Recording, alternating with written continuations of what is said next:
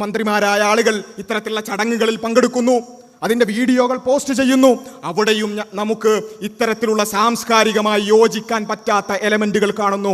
ഒരു ഉദാഹരണം മാത്രം, ബഹുമാന്യനായ മന്ത്രി വി അബ്ദുറഹ്മാൻ പോസ്റ്റ് ചെയ്തിട്ടുള്ള വീഡിയോ, അത് ബ്ലറായിക്കൊണ്ടാണ് കാണിക്കുന്നത്, പക്ഷേ അതും നമ്മൾ കാണുകയാണ്. ഇതുപോലെയുള്ള ഒരുപാട് മന്ത്രിമാരുടെ പോസ്റ്റുകളും വീഡിയോകളും നമ്മൾ കാണുന്നു. നമ്മുടെ മുമ്പിലേക്ക് വരാനിരിക്കുന്ന പരിഷ്കാരം എന്താണ് എന്നുള്ളതിനെ പറ്റി അതും ധാരണ തരികയാണ്. ചെറിയൊരു ഭാഗം മാത്രം നിങ്ങൾ കണ്ടോളൂ.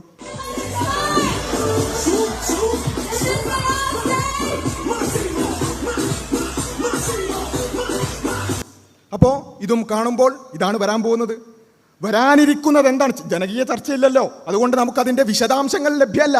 അതുകൊണ്ട് വരാനിരിക്കുന്ന കാര്യം എന്താണ് എന്നുള്ളത് ഗ്ലോബൽ സ്റ്റാൻഡേർഡ്സ് നോക്കുമ്പോൾ, ടെക്സ്റ്റ് ബുക്ക് നോക്കുമ്പോൾ, മന്ത്രിമാർ പോസ്റ്റ് ചെയ്ത വീഡിയോകൾ നോക്കുമ്പോൾ, അധ്യാപകർ മുഖേന ലഭിച്ച ലിങ്കുകൾ പരിശോധിച്ച് നോക്കുമ്പോൾ അതിലെല്ലാം വസ്ത്രധാരണം എന്ന് പറയുന്നത് ഒരു പ്രധാനപ്പെട്ട വിയോജിപ്പിന്റെ മേഖലയാണ്. അതുകൊണ്ട് അത് പ്രത്യേകം പറഞ്ഞുകൊണ്ട് തന്നെയാണ് നമ്മൾ അതിനോടുള്ള വിയോജിപ്പ് പറഞ്ഞത്. എന്ന് വെച്ച് വസ്ത്രധാരണം മാത്രമാണോ പ്രശ്നം? അല്ല, വിയോജിപ്പിന്റെ ഒരു മേഖല മാത്രമാണ് വസ്ത്രധാരണം എന്നുള്ളത്.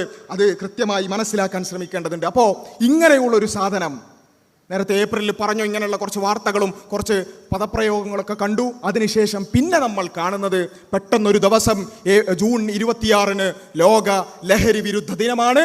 അതുകൊണ്ട് ഇതാ ഒരു പരിഷ്കാരം നടപ്പിലാക്കാൻ പോകുന്നു. ലഹരി വിരുദ്ധ പ്രവർത്തനങ്ങളുടെ ഭാഗമായിക്കൊണ്ട് സ്കൂളുകളിൽ സൂംബ നടപ്പിലാക്കുന്നു എന്ന് പറഞ്ഞ് പെട്ടെന്നൊരു സർക്കുലർ വരികയാണ്. ആ സർക്കുലർ നിങ്ങൾക്ക് കാണാൻ സാധിക്കും. അതിൻ്റെ ഏറ്റവും അവസാനത്തെ വരി അതുകൂടി നിങ്ങൾ വായിക്കേണ്ടതുണ്ട്. ഏറ്റവും അവസാനത്തെ വരി എന്താണ്? ആ വരിയിൽ നമുക്ക് കാണാൻ സാധിക്കുന്നത്, ഇത് എല്ലാ സ്കൂളുകളിലും നടക്കുന്നുണ്ട് എന്ന് ബന്ധപ്പെട്ട ഉദ്യോഗസ്ഥർ ഉറപ്പുവരുത്തേണ്ടതാണ്. ഇത് കൃത്യമായി നിർബന്ധിതമായി നടപ്പിലാക്കേണ്ടതാണ് എന്ന് സർക്കുലറിൽ കാണുകയാണ്. ഇങ്ങനെ ഈ നിലക്ക് സാംസ്കാരികമായി മതപരമായി നമുക്ക് വിയോജിപ്പുള്ള ഒരു കാര്യം യാതൊരു ചർച്ചയുമില്ലാതെ, യാതൊരു പഠനവുമില്ലാതെ, ഒരു നിലക്കും അധ്യാപക സംഘടനകളുമായോ വിദ്യാർത്ഥി സംഘടനകളുമായോ ആരോടും ചർച്ച ചെയ്യാതെ നടപ്പിലാക്കിയ ആ ഒരു കാര്യം പെട്ടെന്നൊരു ദിവസം സർക്കുലർ വരികയാണ്.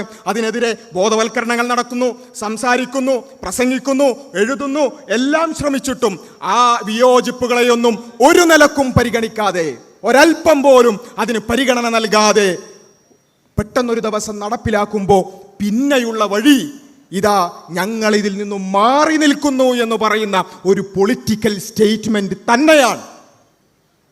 കാരണം ഇത്രയും നിലക്ക് ഇതൊരു പ്രശ്നമാണ് എന്ന്, ഞങ്ങൾക്കിതിനോട് വിയോജിപ്പുണ്ട് എന്ന് ഈ നിലക്ക് നിരന്തരമായി പറഞ്ഞിട്ടും നിരന്തരമായി അത് ഉന്നയിച്ചിട്ടും ഒരുപാട് ആളുകളുടെ ശ്രദ്ധയിലേക്ക് അത് കൊണ്ടുവന്നിട്ടും വീണ്ടും ഒരു ചർച്ചയുമില്ലാതെ പെട്ടെന്നൊരു ദിവസം സർക്കുലർ വഴി അത് നടപ്പിലാക്കാൻ ശ്രമിക്കുമ്പോൾ, അത് നിർബന്ധമാണ് എന്ന് പറയുമ്പോൾ അതിൽ ഞാൻ വിട്ടുനിൽക്കുന്നു, എൻ്റെ മകൻ വിട്ടുനിൽക്കുന്നു എന്ന ഒരു പൊളിറ്റിക്കൽ സ്റ്റേറ്റ്മെന്റ് തന്നെയാണ്.